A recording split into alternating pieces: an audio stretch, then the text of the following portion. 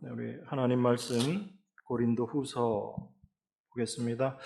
고린도후서 1장 10절, 11절, 2절 다 같이 함께 봉독하겠습니다. 고린도후서 1장 10절, 11절입니다. 그가 이같이 큰 사망에서 우리를 건지셨고 또 건지시리라. 또한 이후에라도 건지시기를 그를 의지하여 바라노라. 너희도 우리를 위하여 간구함으로 도우라. 이는 우리가 많은 사람의 기도로 얻은 은사를 인하여 많은 사람도 우리를 위하여 감사하게 하려 함이라. 아멘.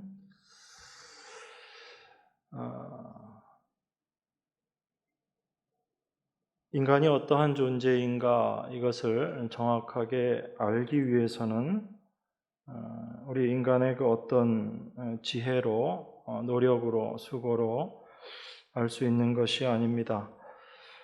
인간이 어떤 존재인가를 정확하게 이야기하고 있는 것이 성경입니다. 그래서 성경을 통해서 우리는 인간이 어떠한 존재인지를 알게 되고 그 성경이 이야기하는 그 인간이 바로 나라는 것을 우리는 날마다의 삶을 통해서 확인해 가는 것입니다. 그런 의미에서 우리가 선악과를 따먹고 난 이후에 인간이 어떠한 존재인가 이것을 분명하게 인식하는 것이 중요합니다. 그저 선악과를 따먹고 인간이 죄인이 되었다 이 차원이 아니라 선악과를 따먹고 난 이후에 인간을 하나님께서 어떻게 조치하셨는가를 우리가 분명히 알아야지 됩니다. 선악과를 따먹고 난 이후에 인간은 에덴에서 쫓겨납니다. 그 쫓겨난 상태가 바로 하나님께서 정령 죽으리라 라고 말씀하신 그 상태인 것이거든요. 그러니까 아담 안에서 태어난 모든 인간의 운명, 상태가 바로 에덴에서 쫓겨난 상태, 정령 죽으리라 라고 말씀하신 그 죽음의 상태다라는 것을 우리가 정확하게 알고 있어야지 됩니다. 그렇게 인간의 모습을 분명하게 올바르게 알고 있을 때 진정한 생명 되신 예수 그리스도가 우리에게 참된 위로가 되고 기쁨이 될 수 있는 것입니다. 그래서 그 인간을 정확하게 아는 방법은 성경밖에 없다라고 제가 말씀드리는 것입니다.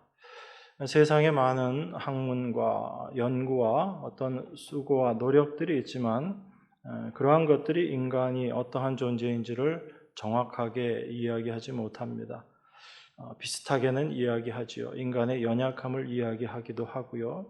인간의 부족함을 이야기하기도 하지만 끊임없이 그러한 사람들의 생각 속에는 그러하지만 인간에게는 가능성이 있다라고 이야기하고 그렇게 주장하는 것이 세상의 생각들입니다. 그러니까 세상이 인간에 대해서 완전히 모르는가? 사실 그렇지는 않거든요. 존재 자체에 대해서 열심히 분석하고 있기 때문에 어느 정도는 안다라고 할 수 있지만 정말 핵심적인 가장 중요한 내용은 알지를 못하는 것입니다. 그게 바로 선악과를 따먹고 난 이후의 인간의 모습인 것이죠. 그래서 인간의 실상을 일면 제대로 이야기하는 것 같지만 그 본질에 대해서는 올바로 알지 못하는 것이 세상이 바라보고 있는 인간의 모습입니다. 성경은 인간을 죄 아래 있다라고 그렇게 이야기하고 그 죄 아래 있는 인간의 모습이 바로 심판의 모습이고 그것이 죽음의 모습이다라고 이야기합니다. 그리고 그 인간이 선을 추구하고 살아가지만 절대로 선을 행할 수 없는 것이 인간이다라고 이야기합니다. 여기서 선을 행할 수 없는 인간이다라는 것은 아담과 하와가 선악과를 따먹고 나서 스스로 선악을 구별하면서 생각하는 그 선의 개념이 아니다라고 제가 말씀드렸죠. 아담과 하와가 선악과를 따먹고 나서 스스로 선악을 구별하는 자가 되었습니다. 그것이 세상이 판단하고 평가하고 있는 선악의 개념이거든요. 그걸 종교라고 이야기하고 도덕이라고 이야기하고 윤리라고 이야기합니다. 그런 의미에서 선은 얼마든지 인간이 행할 수 있습니다. 그래서 교회가 그러한 선을 행하는 것을 그리스도인다운 것이다라고 이야기하면 오해하게 되는 거죠. 왜냐하면 하나님을 믿지 않는 사람들도 더 깊이 있고 더 숭고한 의미에서의 그러한 선들은 행할 수 있기 때문에 그렇습니다. 그런 부분에 대해서도 예수님이 이야기하신 부분이 있죠. 겉으로 행하는 것이 행함이 아니라 그 마음 가운데 있는 것을 하나님은 감찰하신다라고 이야기하면서 인간이 추구하고 있는 그 선의 헛됨도 예수님이 지적하셨습니다. 그렇지만 성경이 이야기하는 선을 행할 수 없다라는 그 선의 의미는 참된 하나님만이 선하시다라는 그 차원에서의 선을 이야기하시는 것입니다. 그러니까 선을 행할 수 없는 인간이다라는 성경의 그 말은 우리가 윤리도덕적인 그러한 선을 행할 수 없다라는 것이 아니라 하나님이 요구하는 참된 선, 하나님의 뜻을 올바로 알고 하나님께서 우리를 이 땅에 보내신 목적이 무엇인지를 분명하게 깨달아 알아가는 그러한 선, 하나님이 보시기에 좋다라고 말씀하시는 그 선은 도무지 인간이 행할 수 없다라는 것, 그것을 고백하게 되는 것, 이것이 인간의 존재를 분명하게 인식하는 것입니다. 그래서 사도 바울이 로마서 7장에서 자기 자신을 곤고한 자다라고 이야기하고 내 마음 가운데 원함이 있지만 그 원함을 행하지 못하는 자기 자신을 고백하고 있는 것이거든요. 그것은 단순히 내 뜻대로 내가 행하지 못한다, 단순한 그 차원이 아니라 하나님의 의, 하나님의 뜻, 하나님의 선하심이 무엇인지를 알고 나니까 그것을 행하고자 하지만 내가 도저히 그것을 행할 수 없는 존재이구나, 그렇게 나아가는 거지요. 그래서 예수 그리스도께로 나아갈 수밖에 없는 우리 인간의 본질을 이야기하고 있는 것입니다. 그래서 인간은 그리스도 안에서만, 하나님 안에서만 만족하고 평안을 누릴 수밖에 없는 그런 존재임을 확인하게 되는 거죠.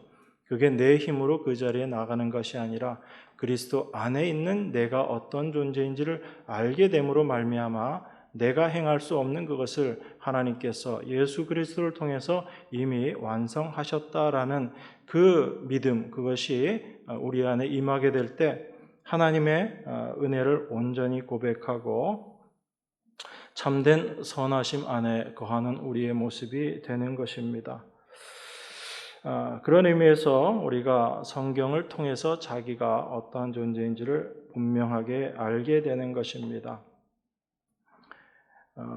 우리가 구원받았다라고 이야기하는 것, 우리가 그리스도 안에 있다라는 것에 대해서 오해하지 말아야지 될 것이, 그리스도 안에 있는 우리의 본질은 절대 변함이 없다라는 것입니다. 그래서 성경은 우리에게 끊임없이 그러한 우리의 본질적인 모습을 보여주고 그것을 이야기하고 있습니다. 인간에게 있어서 어떤 절망, 인간이 자기 자신에 대해서 완전히 내려놓게 되는 그 어떤 자리, 가장 극한의 자리가 어떤 자리일까요?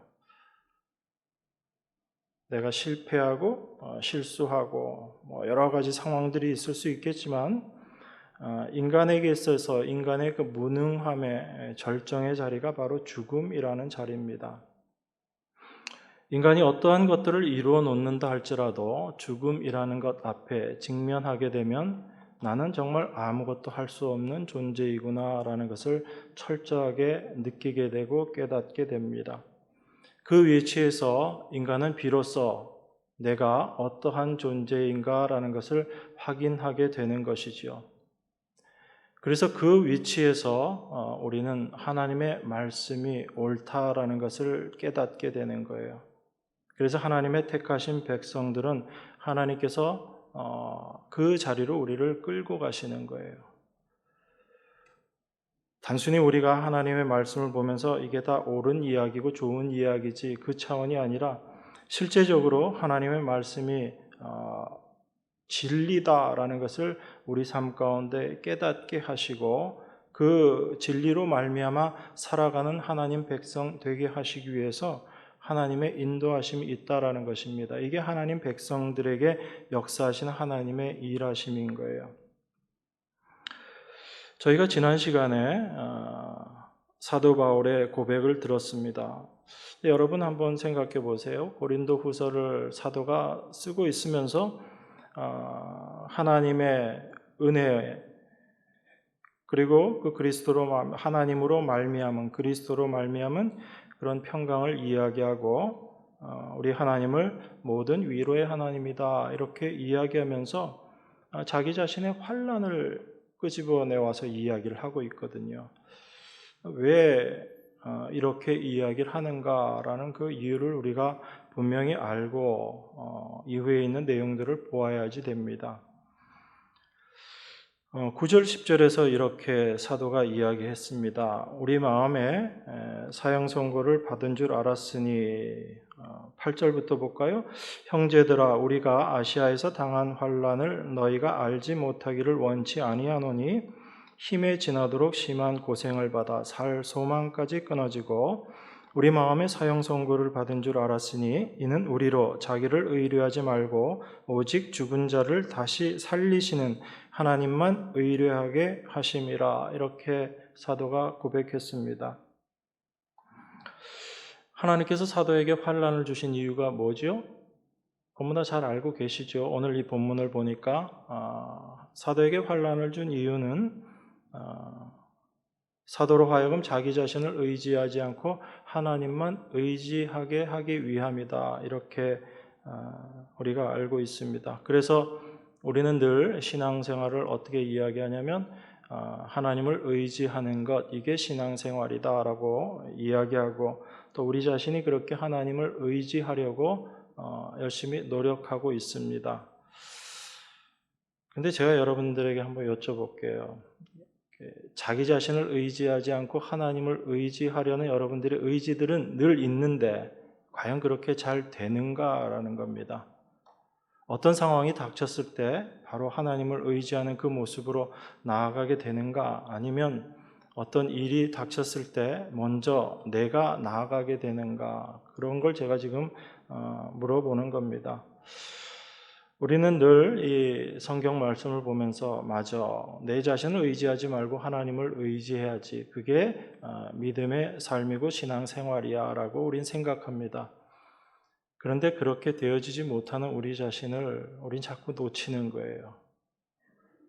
내가 하나님을 의지해야지라는 그 생각을 갖고 있기 때문에 나는 하나님을 의지하면서 살고 있지라고 스스로 그렇게 인정해 버립니다. 그게 자기 자신을 돌아보지 못하는 신앙생활의 모습이거든요. 하나님께서 사도에게 환난을 주셨습니다. 그 환난이 얼마나 극심했든지 사도가 자기 자신에 대해서 평가하면서 너희가 이 환난 알지 못하기를 원하지 아니하노니 알았으면 좋겠다라는 거죠. 힘에 지나도록 심한 고생을 받아 살 소망까지 끊어지고 우리 마음에 사형 선고를 받은 줄 알았으니 라고 이야기합니다. 그러면 지금 사도는 어떤 위치, 어떤 환경까지 내려간 거죠? 하나님이 어디까지 몰아넣으신 거예요? 죽음의 자리까지 몰아넣은 겁니다. 그냥 고난이, 환난이 너무너무 어렵고 힘들어서 내가 이 환난 겪다가 죽을 것 같아 그 차원의 죽음을 이야기하는 게 아니에요. 지금 사도는 하나님께서 자기를 환난 가운데 집어넣으셨는데 그 환난 속에서 내가 내 자신을 의지하려고 내가 뭔가를 해보려고 하니까 내가 할 수 있는 게 아무것도 없다라는 얘기입니다. 그 이전에 사도 바울은 어떤 사람이었어요? 성경 지식적으로도 율법을 지키고 행함에 있어서도 어떤 면에서는 인간의 의지적인 면, 지식적인 면, 그 모든 면에서 정말 뛰어났던 사람이고 위대한 사람이다라고 그렇게 생각할 수 있는데 하나님께서 그러한 사도에게 환난을 주시니까 사도가 그 환난 가운데서 자기 스스로 그 환난에서 벗어날 수 있는 힘이 아무것도 없더라는 것입니다. 그러니까 사도가 단순히 살 소망까지 끊어졌다라는 이야기는 고난이 너무 극심하고 환난이 너무 심했다 그 차원에서의 이야기가 아니라 내가 내 자신을 의지하려고 내가 뭔가를 해보려고 하는데 아무것도 할 수 없더라라는 것을 고백하고 있는 이야기인 거예요. 단순히 환란이 심했다가 아니라 거기서 나는 도저히 벗어날 수 없다. 내 힘으로는 거기서 벗어날 수 없다라는 것을 자기 자신의 철저한 그 무력함, 무능함을 느낀 거지요. 그 극단의 자리가 어떤 자리냐면 죽음이라는 자리라고 제가 말씀드렸잖아요. 죽음 앞에서 인간은 아무것도 할 수 없는 존재다라는 것이 분명하게 드러나는 거예요. 그래서 사도가 지금 이렇게 하고 있는 것입니다. 하나님이 나를 환란 가운데 집어넣으셨는데 거기서 내가 경험한 게 뭐냐면 죽음이었다라는 겁니다. 그 죽음의 위치에서 보니까 내가 내 자신을 의지한다는 게 얼마나 부질 없는 것인가를 알았다라는 거죠. 그 죽음의 자리에서 바라보니까 나라는 존재가 정말 아무것도 아닌 존재다라는 것을 알게 되었다라는 겁니다. 그렇게 자기의 자신의 철저한 무능함을 깨닫게 됨으로 말미암아 사도 바울 마음 가운데 향하게 되는 것이 있어요. 생각나게 되는 것이 있습니다. 그게 무엇이냐면 바로 나를 생명 가운데 있게 하시는 하나님이라는 그 존재였던 거예요. 그래서 하나님께서 사도를 그 위치로 몰아넣으신 겁니다. 하나님께서 사도를 자기 자신을 의지하지 않고 하나님을 의지하는 자로 만드시기 위한 하나님의 일하심의 모습이었던 거죠. 그런 의미에서 사도 바울이 내가 살 소망까지 끊어지고 마음의 사형 선고를 받은 줄 알았다라고 이야기하는 이 말씀의 의미를 이해해야지 되는 것입니다. 그래서 사도가 지금 자기가 겪은 환난에 대해서 고린도 성도들에게 이야기를 하고 그것이 너희들에게 진정한 위로가 되고 구원이 되어야지 된다라고 그렇게 우리에게 이야기하고 있는 것입니다. 그래서 10절에서도 사도가 이렇게 이야기합니다. 그가 이같이 큰 사망에서 우리를 건지셨고 또 건지시리라. 또한 이후에라도 건지시기를 그를 의지하여 바라노라. 사도는 자기 자신이 죽음 앞에 직면했을 때 자기 자신의 무능을 인정하게 되고 깨닫게 되는 그 자리를 큰 사망이다라고 그렇게 이야기합니다. 그러니까 단순한 고난이 아니라 사도가 죽음 앞에 직면했다라는 이야기죠. 그 죽음은 바로 나는 아무것도 할 수 없는 그 위치, 그것까지 경험했다는 거죠. 그 죽음의 자리에서 다시 살리시는 하나님을 발견한 것입니다. 그게 지금 사도가 우리에게 이야기해 주고 싶은 거예요. 그리고 우리에게 동일하게 사도는 하나님께서 너희들도 그 자리로 인도하실 거야 라고 그렇게 이야기하고 있는 것입니다. 여러분, 이 말씀 보면서 한편으로는 우리는 좀 무서운 거예요. 두려운 것입니다. 하나님께서 우리를 그 자리로 끌고 가시는데 우리에게 환난이 임할 것인데 우리에게 고난이 올 것인데 그것을 분명히 인식하고 있어야지 되는 것입니다.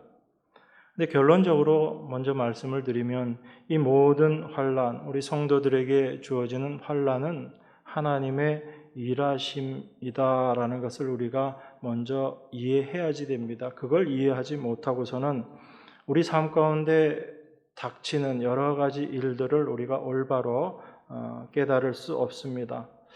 하나님은 환난이라는 것을 통해서 각자에게 주어지는 모습은 다 다를 수 있지만 하나님은 그 환난이라는 것을 통해서 오직 하나님만 의뢰하는 자로 하나님만 의지하고 하나님만 바라보는 자로 우리를 만들어 가시는 것입니다. 우리 뒤에 있는 고린도 후서 4장 한번 보겠습니다.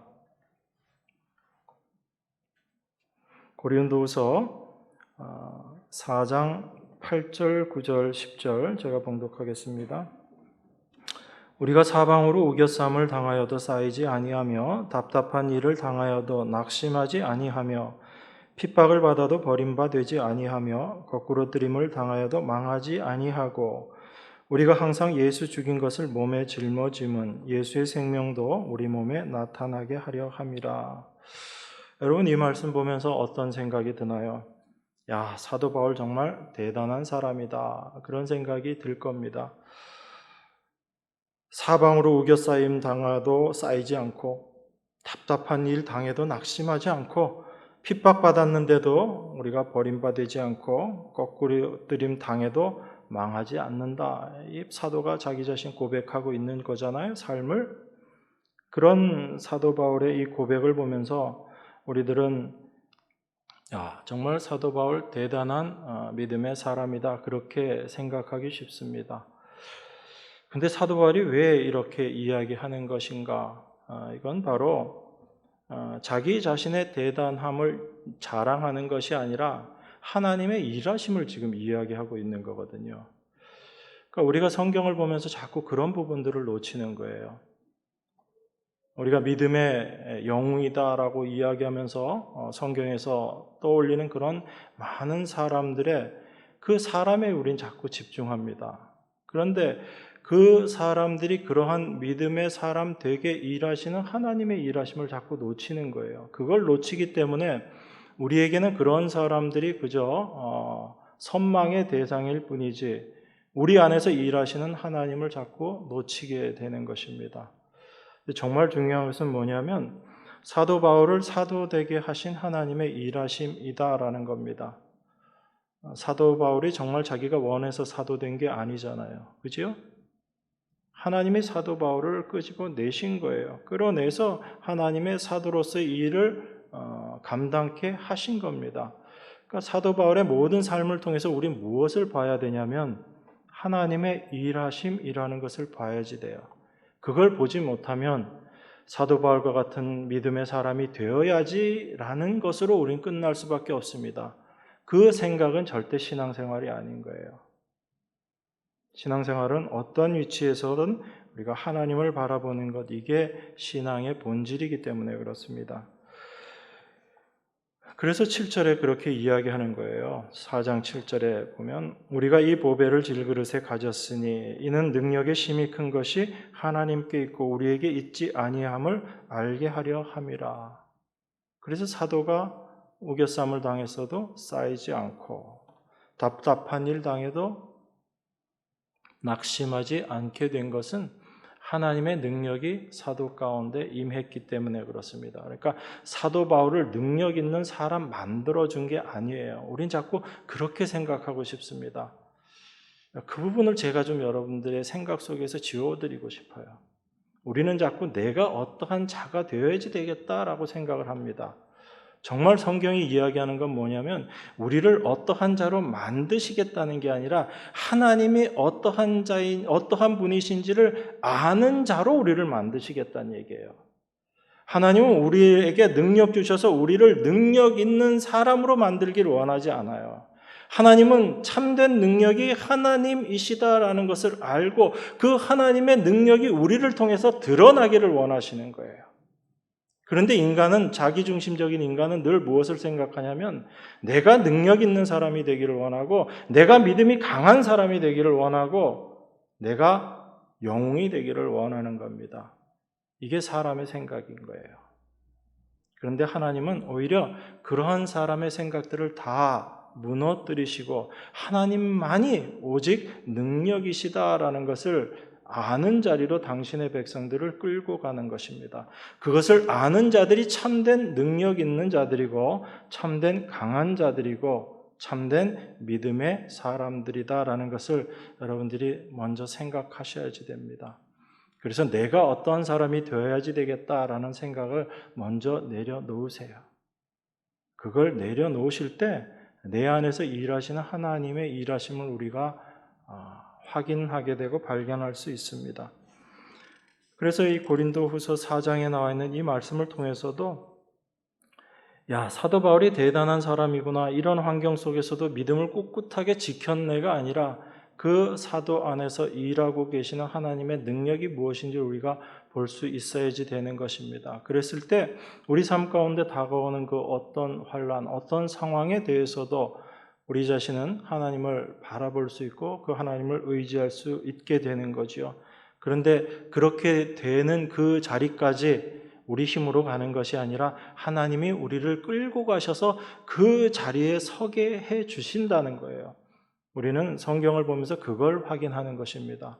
그럴 때 우리 안에 참된 소망이 생기는 거예요. 하나님이 나를 그 자리까지 끌고 가시겠구나.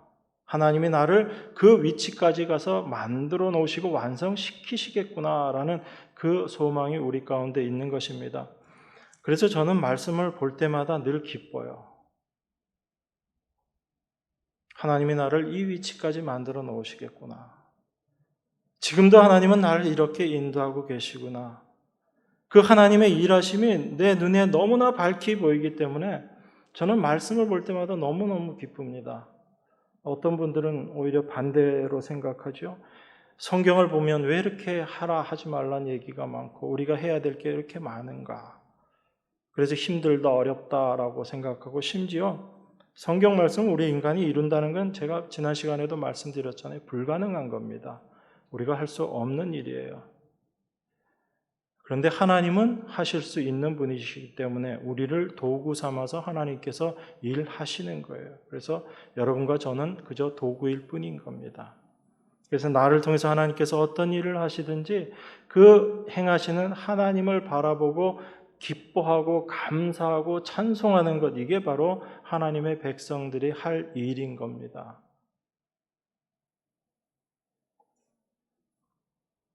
그래서 하나님의 일하심을 여러분이 발견하게 되면 그것 외에 더 필요한 게 없어요. 그 하나님의 일하심만을 우리가 추구하고 바라는 그 위치로 나아가기 때문에 그렇습니다. 자, 11절 한번 보겠습니다. 11절에 이렇게 이야기합니다. 너희도 우리를 위하여 간구함으로 도우라. 이는 우리가 많은 사람의 기도로 얻은 은사를 인하여 많은 사람도 우리를 위하여 감사하게 하려 함이라. 여러분 11절 같은 부분도 우리가 오해하면 사도를 위해서 간구해 달라라고 사도가 부탁하니까 중보기도 이야기하나 보다 이렇게 생각하기 쉽습니다. 읽으면 그냥 그렇게 보여지니까요. 그런데 그 위에서부터 쭉 내용을 이어서 여러분들이 이 말씀을 이해해야지 정확하게 이해하게 되는 것입니다. 사도는 과연 고린도 성도들에게 무엇을 구하고 있고 어떤 것으로 인해서 감사하고 기뻐하게 될 것인지에 대해서 잘 이해해야지 되는 거지요. 자,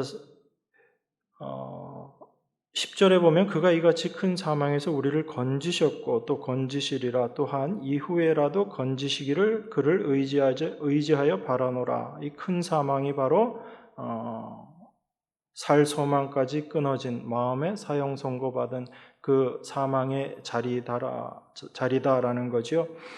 그 위치에서 하나님은 우리를 건지셨다라고 이야기합니다. 그리고 또 건지실 것이고 이후에라도 건지시기를 그를 의지하여 바란다. 그러니까 우리가 아무것도 할 수 없는 그 자리에서 오직 하나님만 의지하는 자리로 하나님께서 우리를 인도하시고 그곳에 우리로 하여금 머물게 하시겠다라는 그 이야기인 거지요. 그런 의미에서 사도가 너희도 우리를 위하여 간구함으로 도우라라고 이렇게 이야기합니다. 그러면 여기서 사도가 원하는 그 간구의 내용, 그게 뭘까요? 우리는 이 간구함으로 도우라라는 이 말씀을 보면서 그냥 단순하게 생각하기 쉽습니다.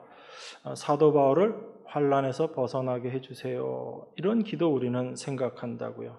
그리고 그렇게 합심해서 기도함으로 그 기도의 힘, 기도의 능력으로 사도가 고난에서 벗어나게 된다. 이렇게 생각하는 거죠. 그럼 지금 사도가 원하는 것과 정반대로 가는 거예요.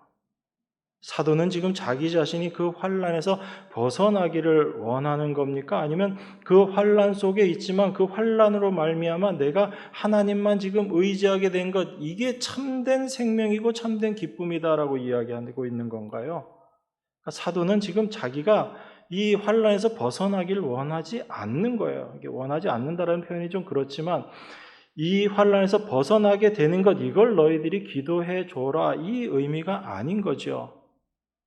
만약에 사도가 고린도 성도들에게 환난을 이야기하고 나서 나를 위해 간구해줘, 기도해줘라고 이야기할 때 그 기도의 내용이 나를 이 환난에서 벗어나게 너희들이 좀 기도해줘 이렇게 이야기하면 지금까지 한 말과 완전히 뒤집어지는 거잖아요. 그런 생각 안 드세요? 저만 그냥 그렇게 생각하는 건가요? 한번 곰곰이 읽어보세요. 앞에 내용하고 연결해서. 그랬을 때 사도가 이야기하는 그 간구의 내용은 단순히 환난에서 벗어나게 해달라 이건 아닐 거다라는 걸 여러분들이 먼저 생각하셔야죠. 그러니까 지금 우리가 일반적으로 생각하는 그런 중보기도를 사도가 요청하고 있는 그런 건 아닌 것입니다. 그리고 더 분명하게 말씀드리면요, 우리는 중보기도 못해요. 정말 중보기도는 누구만 하실 수 있는가 하면 예수님만 하실 수 있는 것이 중보기도입니다. 다만 우리는 그 예수님께 간구하는 것뿐이죠.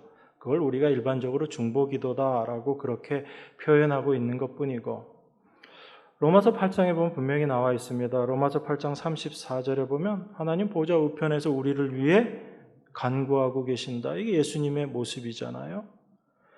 또한 8장 26절에 보면 성령이 말할 수 없는 탄식으로 간구하고 계신다라고 이야기합니다. 그러니까 이 간구, 기도가 하나님께 간구하는 그 온전한 중보기도는 누구만이 가능하신가 하면 바로 예수님만 가능하다라는 걸 우리가 생각할 수 있어야지 됩니다.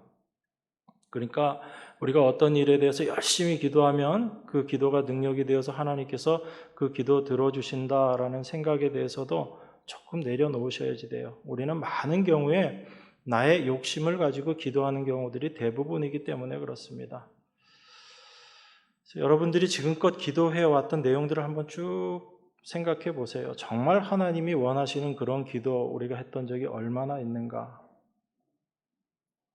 기도가 필요 없다는 이야기 아니에요. 여러분 기도하셔야지 됩니다. 기도하시면서 여러분들 뭘 분명히 아셔야지 되냐면 야, 내가 이렇게 이기적인 존재구나. 그걸 여러분들은 아셔야지 돼요. 내가 기도하면서 내 입에서 도무지 내 생각 속에서 내 마음 속에서 어떤 기도가 나오는가 여러분들 그걸 한번 보셔야지 됩니다. 그럴 때 나라는 존재가 어떤 존재인지를 더 분명히 알게 되는 거예요. 그래서 기도하셔야지 됩니다. 열심히 기도하세요. 시간이 되면 1시간도 좋고 2시간도 좋고 기도하세요. 그렇지만 여러분들이 열심히 기도했기 때문에 하나님 이 기도 들어주실 거야. 그 생각은 내려놓으시라고요. 하나님은 여러분의 기도와 상관없이 하나님의 뜻대로 행하시는 분이세요. 그분이 하나님이십니다. 그러니까 우리가 하나님 앞에 기도하면서도 하나님이 어떤 분인지도 모르고 기도할 수 있다고요. 우리의 기도를 통해서 오히려 하나님의 하나님 되심을 부정할 수도 있어요. 이게 우리의 기도다라는 것입니다. 그래서 신앙생활은 우리 힘으로 할 수 없는 거예요. 우리 능력으로 할 수 없는 게 신앙생활입니다. 하나님이신 그분이 우리 안에서 그 삶을 살아가 주심으로 말미암아 이루어지고 되어지는 것, 그게 믿음의 삶이고 신앙생활이다라는 거죠. 그걸 여러분들이 먼저 인정하셔야지 됩니다. 그래서 아까 고린도후서 4장 7절에서도 우리가 이 보배를 질그릇에 가졌으니 능력의 심히 큰 것이 하나님께 있고 우리에게 있지 아니함을 알게 하려 함이다라고 그렇게 이야기한 겁니다. 능력이 누구께 있다고요? 하나님께 있다고요. 그 능력 있으신 분이 행하시는 것, 그게 참된 하나님의 일하심을 우리가 고백하는 것이고 하나님을 올바로 아는 거죠. 그러니까 바울의 모든 이야기는 능력은 하나님께 있다라는 겁니다. 우리에게 있지 않다라는 거예요. 심지어 이것조차도 부정하는 겁니다. 우리가 열심히 기도함으로 말미암아 그 기도 하나님께서 능력의 하나님께서 그 기도 들어주신다. 이것도 사도는 사실 부정하고 있는 거예요. 왜 제가 이렇게 말씀드릴 수 있냐면 사도 바울이 자기가 살 소망까지 끊어진 그 자리에서 사형 선고를 받은 그 자리에서 나를 의지하지 않고 하나님만 의지하는 법을 배웠다라고 이야기하기 때문에 제가 이 말씀 드릴 수 있는 거예요. 만약에 사도 바울이 단 한 가지라도 내가 내 자신을 의지할 수 있는 것이 있었으면 아마 사도가 이야기하는 게 이거였을 거예요. 그 죽음의 자리에서 하나님께 기도했던 것, 그거 하나는 내가 의지할 수 있었던, 내 자신에 대해서 의지할 수 있었던 것이다 라고 그렇게 이야기했을 겁니다. 그런데 사도는 그렇게 이야기하고 있지 않거든요.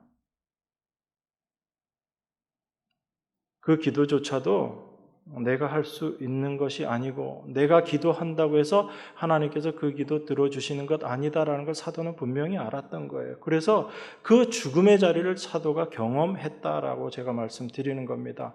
그 죽음을 사도는 날마다 경험했어요. 그게 사도가 이야기하는 내가 날마다 죽노다라는 그 이야기인 거거든요. 그냥 내가 죽어야지 하는 그런 죽음이 아니라 나는 정말 아무것도 할 수 없네요. 여전히 마음 한구석에는 나를 의지하려고 하는 그 죽음의 모습을 여전히 나는 가지고 있네요. 그 죽음을 날마다 경험하고 날마다 고백함으로 말미암아 죽음의 자리로 자기의 삶을 죽음에 넘겼던 그 삶의 모습, 그게 바로 사도가 이야기하는 내가 날마다 죽는다라고 이야기하는 그 죽음의 의미인 거죠. 그래서 사도의 말을 우리가 가볍게 볼 수 없는 것입니다. 사도는 모든 능력이 하나님께 있다라고 그렇게 이야기합니다. 그 능력이 하나님께 있다라는 그 사도의 그 말은 모든 일, 우리 삶 가운데 일어나는 모든 일은 우리와 상관없이 하나님의 능력으로 되어지는 일이다라는 것을 우리에게 이야기하고 있는 거예요. 사도 바울이 자기 자신이 환난이라는 그 환경 가운데 처해 있으면서 분명히 알았던 게 있습니다. 이건 그냥 우연하게 생긴 환난이 아니다라는 거죠. 바울 자기 자신이 뭔가 잘못해서 그 환난 가운데 있게 된 것, 그것도 아니었다라는 것을 사도가 알게 된 겁니다. 이 환난, 이 환경은 하나님께서 나를 지금 이 환경 가운데 집어넣으신 것이구나. 그걸 사도가 알았던 거예요.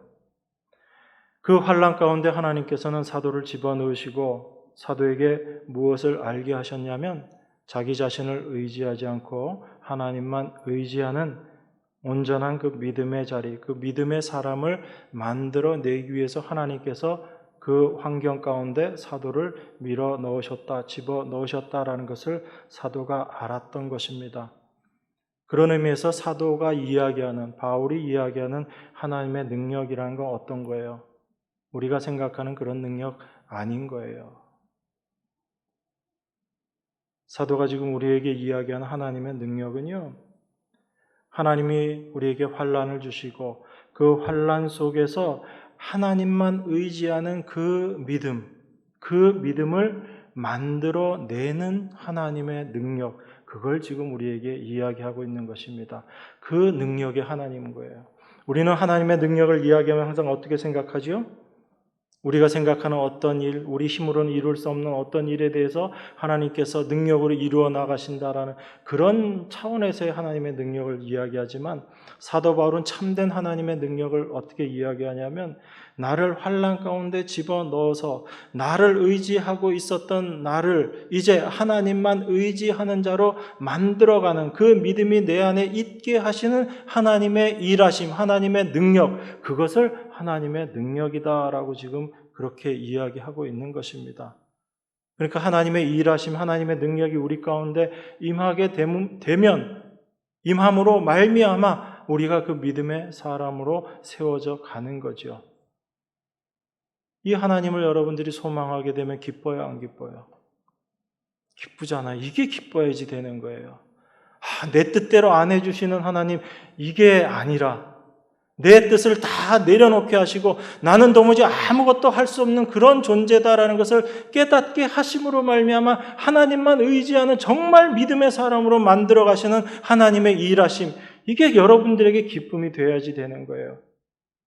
그런데 그것이 정말 기쁨이 되기 위해서는 나라는 존재가 얼마나 부패한 존재인지, 얼마나 죄의 존재인지, 얼마나 사망의 존재인지를 깨닫지 못하고서는 그 하나님의 일하심이 기쁠 수가 없는 거예요.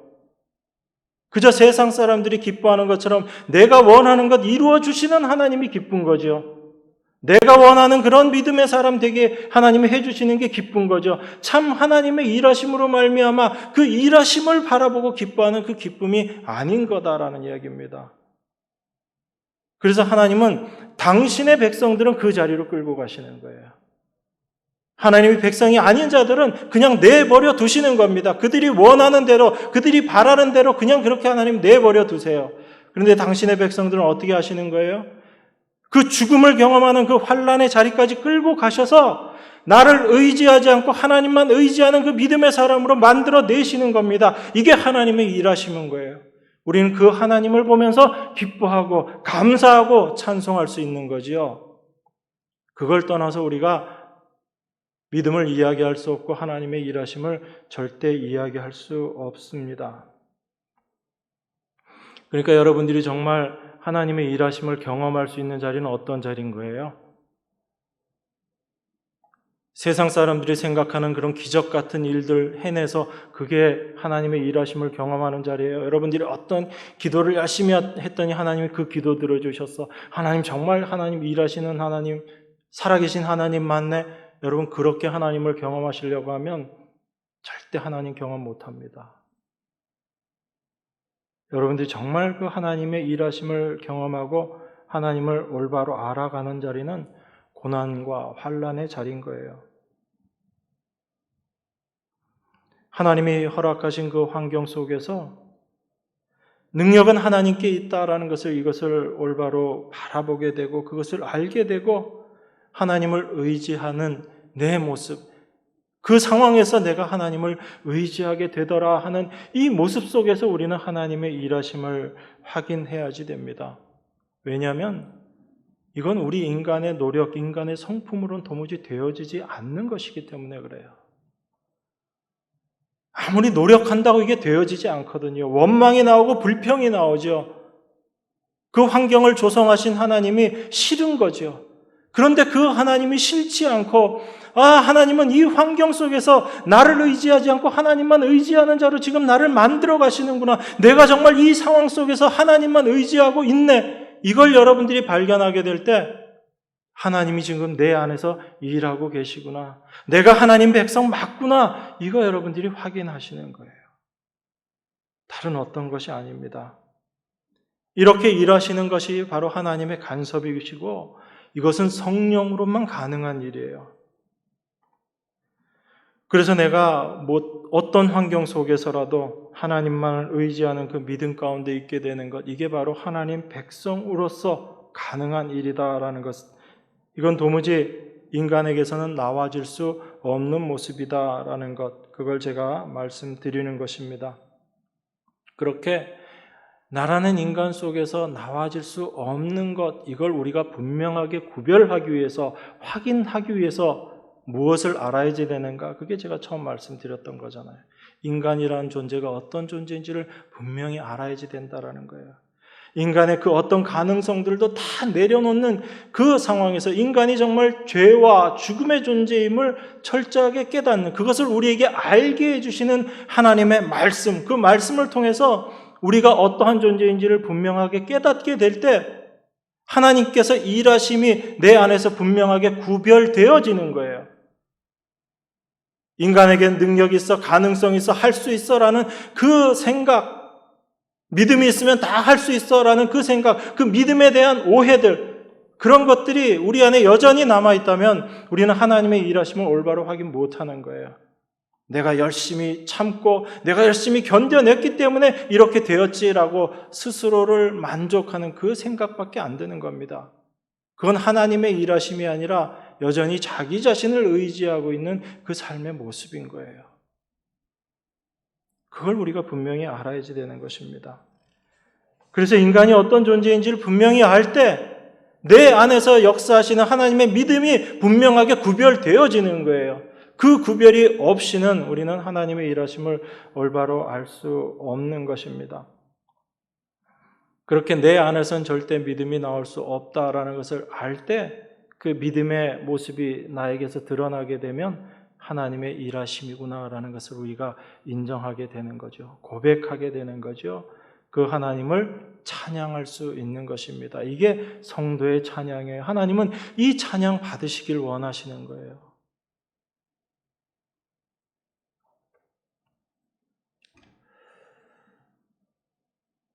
그런 의미에서 사도가 지금 고린도 교회의 환난을 이야기하고 있는 것입니다. 그러면 사도가 지금 우리에게 너희들이 간구함으로 도우라, 간구함으로 우리를 도와달라라고 이야기하는 그 도움, 도와줌, 그런 어떤 게 될 것 같아요? 고린도 교회가 바울을 돕는다라고 이야기할 때 그것은 바울에게서 드러난 그 바울을 통해서 바울의 환난과 고난 가운데서 하나님의 능력, 하나님의 일하심을 보고 그들이 동일하게 하나님만을 의지하는 자가 되어지는 것, 이게 바로 바울을 돕는 거란 이야기입니다.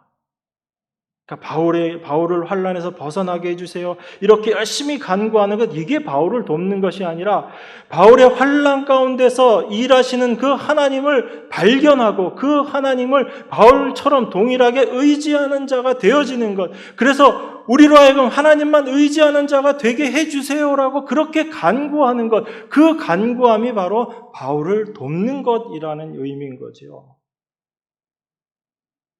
그러니까 환난과 고난에서 벗어나게 해달라고 기도하는 것, 이건 오히려 바울을 돕는 게 아니라 망치는 거란 이야기입니다. 그러니까 거꾸로 기도하시면 안 되는 거예요. 근데 우리의 기도는 다 그런 거잖아요. 우린 그 기도 열심히 하고 있잖아요. 우리를 거기서 벗어나게 해달라라고 그렇게 이야기하는 겁니다.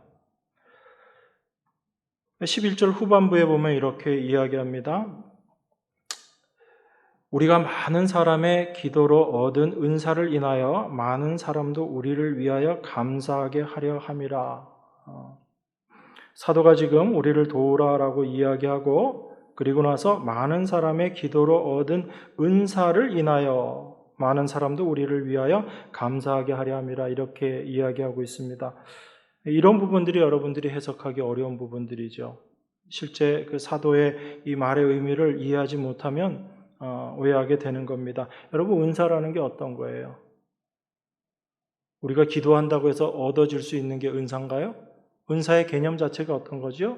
하나님께서 일방적으로 주신 것, 기프트, 선물, 이게 은사라는 개념이잖아요. 그러면 우리가 기도해서 얻어지는 것 은사가 아니잖아. 근데 사도가 지금 많은 사람의 기도로 얻은 은사, 우리가 많은 사람의 기도로 얻은 은사를 인하여 이렇게 이야기합니다. 그러면 사도가 지금 이야기하는 이 말의 의미를 우리가 정확하게 알아야지 되는 거죠. 은사라는 것을 우리가 그렇게 이해할 때 기도로서 사도가 얻은 은사라는 건 고린도 성도들이 어떤 기도를 했기 때문에 사도에게 어떤 은사가 주어졌다라고 그렇게 우리가 이해할 수는 없는 거죠. 그러면 사도에게 주어진 은사가 무엇인가를 우리가 먼저 생각해 봐야지 되는 것입니다. 사도에게 하나님께서 주신 은사가 뭐예요? 그게 바로 십자가를 올바로 알고 믿게 하신 것, 그게 사도에게 주신 은사예요. 그 은사를 받은 것 가지고 이제 그 은사대로 복음을 전하고 십자가를 전한 게 사도의 일이거든요. 그러니까 사도 바울에게 주어진 은사, 이건 다른 게 아니라 바로 십자가를 올바로 알고 믿게 된 것, 이게 하나님께서 주신 은사예요. 그 은사는 우리 모두에게 주어지는 것과 동일한 은사인 것이고,